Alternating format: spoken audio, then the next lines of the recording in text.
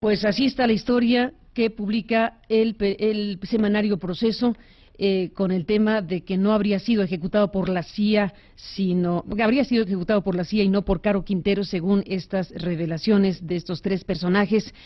Y bueno, pues el tema de una alianza de la agencia con el narcotráfico mexicano para financiar a la contra nicaragüense. Lorenzo Meyer, Denise Dresser, Sergio Aguayo, buenos días a los tres, ¿cómo están? Buenos días, Carmen. Buen día. Lorenzo Meyer, ¿qué te parece la historia publicada por Proceso?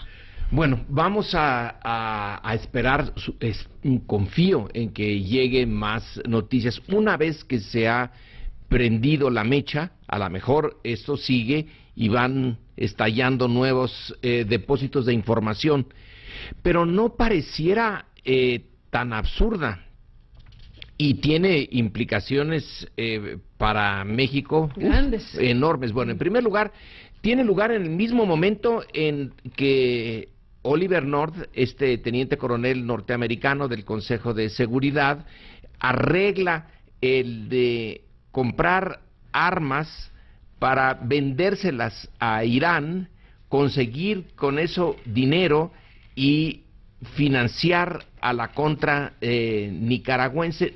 Aquí acabo de ver que el dinero no fue mucho, es lo que consiguieron, 42 millones de dólares. Pero en el caso de Irán... de los Irán contra. Pues pero no, dado que el Congreso norteamericano había ya prohibido dar ese dinero a los contras, ya les había dado, pero ya no más. Entonces el gobierno de Reagan dijo, bueno, pues vamos a darles más. ¿Cómo lo conseguimos? Por otras vías. Pues por otras vías. Entonces ya tenemos un antecedente. No es tan extraño lo que se nos acaba de decir, aunque, insisto, tiene implicaciones tremendas, varias de ellas. Vamos a ver, así rápidamente, quizá con mayor tiempo podríamos sacar más. En primer lugar, nos dicen que algunos agentes de la CIA ya estaban trabajando dentro de la Dirección Federal de Seguridad, o sea, el aparato de inteligencia política del gobierno de México tenía no solamente a unos personajes siniestros y que ya vimos que son capaces de matar a Buendía, etcétera, que eso tampoco nos extraña mucho, pero que tenga ya agentes norteamericanos ahí. Entonces esta novedad de Felipe Calderón, cuando ya abren su oficina aquí en México y tenemos la colaboración tan estrecha y legal con la CIA, con la DEA, con el FBI, con todos los que quieras, en realidad estaba de hecho mucho antes, no con esas dimensiones, pero ¿dónde está entonces esa distancia que debe de haber, pues por lo menos para medio proteger la soberanía mexicana? Segundo punto, una vez que se dice que Enrique Camarena ha sido asesinado por Caro Quintero con complicidad de la Dirección Federal de Seguridad, entonces México toma una decisión pues realmente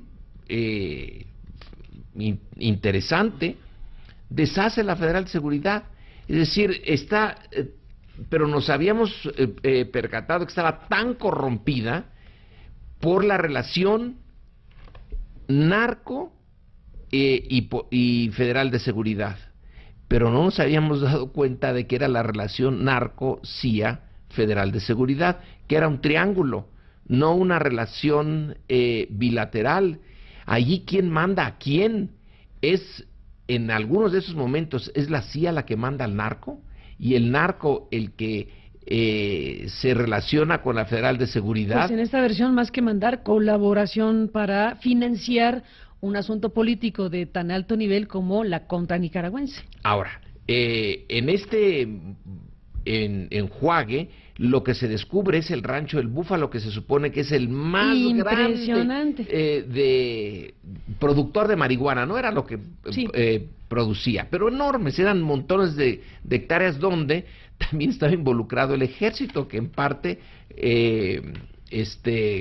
cuidaba al búfalo, donde tenían cientos de trabajadores, algunos de ellos forzados. Sí, muchos forzados que cuando salen liberados salen todos sonriendo. Sí, eran como esclavos. Como esclavos, sí. ¿Cuánto fue entonces? ¿De qué monto fue? Si lo de el Irán Contra fueron de 42 millones de dólares, cuando se está involucrando a este rancho con una cantidad realmente fantástica de hectáreas sembradas de marihuana, ¿de cuánto se estaba hablando? En esta información que se nos acaba de dar... 105 hectáreas de marihuana, según las crónicas de la época. Mucho más de 105. Si eran... Déjame ubicar bien, te sigo yendo. Entonces, ¿de cuánto estaremos hablando en el caso mexicano? Yo supongo que más de 40 millones de dólares, porque eso parece una miseria para lo que se maneja en el narco mexicano, pues es casi como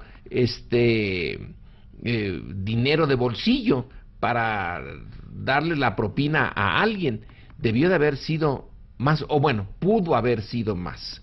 Y entonces, esto lo ligamos con WikiLeaks, y lo ligamos con Snowden, toda esta serie de informaciones que tenemos de la manera como trabajan los servicios de espionaje norteamericanos, que ya no se detienen, realmente no se detienen ante nada.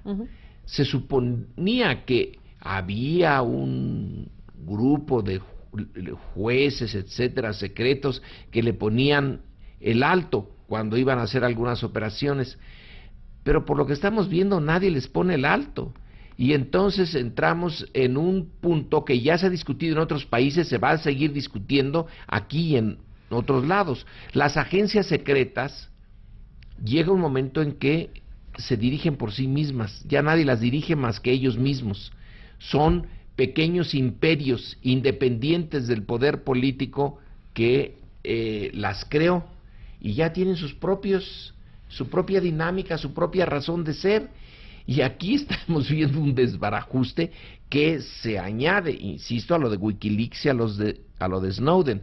Entonces, de aquí en adelante ya nadie podrá llamarse a sorpresa sobre la acción ilegal de las agencias de espionaje norteamericanas. Debemos de partir ya de ese supuesto.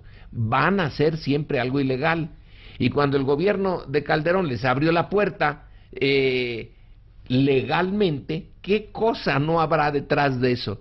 Si cuando no les abres la puerta se meten hasta la cocina y hacen todos estos desbarajustes, imagínate lo que debieron de haber hecho cuando se les aceptó como socios. Dios mío. Déjame escuchar a Denise y a Sergio Lorenzo y agregar, bueno, para el dato histórico, retomo algo de lo que se publicó en el Universal. Bueno, se ha publicado muchísimo del Rancho El Búfalo de entonces a la fecha, pero para dar aquí los datos generales, se recuerda que en noviembre de 1984, 450 soldados apoyados por helicópteros ingresaron al Rancho El Búfalo, cerca de Jiménez y Camargo, en la zona sur de Chihuahua, donde trabajaban 10,000 campesinos en la siembra y la cosecha de marihuana. Aquel día las tropas incautaron la cosecha de casi 1,000 hectáreas de marihuana, equivalente a cerca de varias toneladas de marihuana. Ese volumen hubiera representado el consumo de varios meses en el mercado de los Estados Unidos. Se le evaluó en más de 8,000 millones de dólares. 4 meses tardaron los perjudicados en descubrir que Camarena los había traicionado. En marzo de 85 lo secuestraron en la vía pública, lo torturaron y lo asesinaron. Esta es la versión, digamos, que ha predominado desde hace 30 años a la fecha, de que habrían sido los narcotraficantes encabezados por Caro Quintero los que, ante la traición o el informe de Kiki Camarena a las autoridades, es que se hizo este inmenso decomiso. Hoy nos topamos con una historia diferente. Sergio Aguayo, ¿qué dices? Mira, pues quisiera enmarcar esta historia en el momento, porque los años 84 y 86 son fundamentales en la historia de la violencia en México, de la violencia asociada al crimen organizado, porque en noviembre del 84 viene el decomiso del Búfalo, ya dieron las cifras, impresionante, por supuesto, 1,000 hectáreas, En febrero del 85 viene el asesinato de Enrique Camarena y de Alfredo Zavala, el piloto mexicano. Y en agosto del 85, la desaparición de la Dirección Federal de Seguridad, ordenada por Miguel de la Madrid. Y al año siguiente, es un dato que generalmente no se toma en cuenta, el gobierno de Estados Unidos le declara la guerra a las drogas. Ya no era la declaración retórica de Richard Nixon, por ejemplo, de los años 70, sino que por primera vez se aprueban las leyes que están regulando el combate a las drogas desde entonces. En otras palabras, si vemos en perspectiva estas revelaciones, en primer lugar, muy notables, regresaré a ellas en un momento, en primer lugar, la magnitud de los cultivos de drogas que se descubren en el Búfalo, el asesinato del agente de la DEA y la desaparición de la Federal de Seguridad muestran la magnitud que estaba tomando el tráfico de drogas.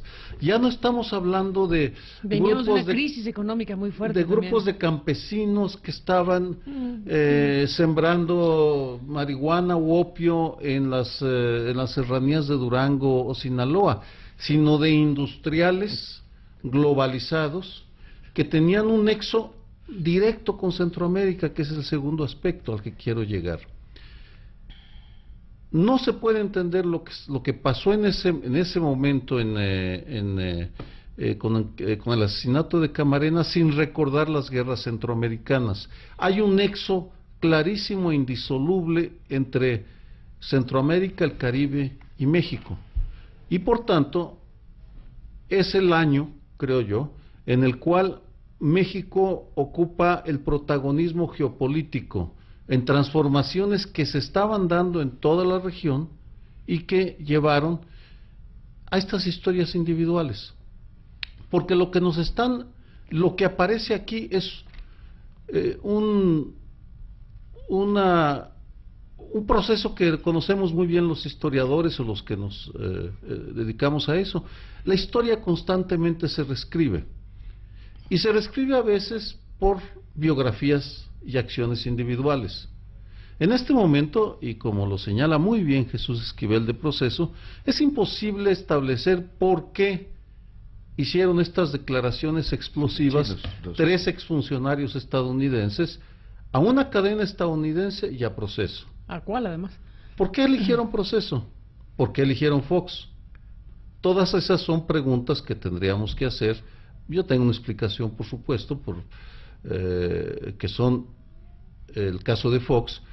Esta historia va en contra directa de la administración de Obama, y porque Proceso, ya sabemos, es la independencia en medios impresos al extremo en varios temas. Uno de ellos es este.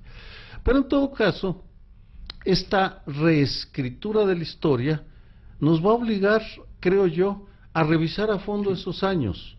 Y no solo en el caso del asesinato de Camarena, sino como ese asesinato, el Búfalo, desaparición de la Federal de Seguridad y la guerra contra las drogas forman parte de una transformación regional extraordinariamente importante, en la cual el tráfico, la producción y el tráfico de drogas se van a convertir en una de las vertientes fundamentales que nos explota ya como país en forma violenta en los últimos 6 años. Para entender, hoy tenemos que regresar esos 2 años, y este aporte que acaba de hacer Jesús Esquivel y Proceso puede llegar a ser, no lo sé, una pieza fundamental.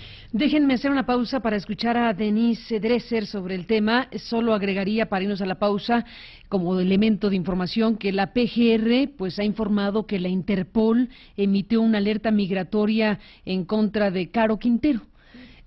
Pues, ¿qué significa todo esto? Bueno, ahí lo dejamos, como que activa la autoridad en México una alerta migratoria al fundador del Cártel de Guadalajara, a varios miembros de su familia. Esta alerta fue enviada a las autoridades aeroportuarias, policíacas, militares y marítimas. Se incluye en la ficha roja la ficha roja que se da a conocer a su esposa, María Elizabeth Elenes, y sus hijos Héctor Rafael, Roxana Elizabeth, Enox Emilio y Mario Gibran. Las autoridades federales informan que ello forma parte de las investigaciones que se siguen respecto a la liberación de Caro Quintero. Así que eso lo dejamos ahí, como que se activa y se da a conocer este fin de semana una ficha roja en contra de Caro, para la localización de Caro Quintero y sus familiares. Volvemos, Denise, contigo y tu comentario.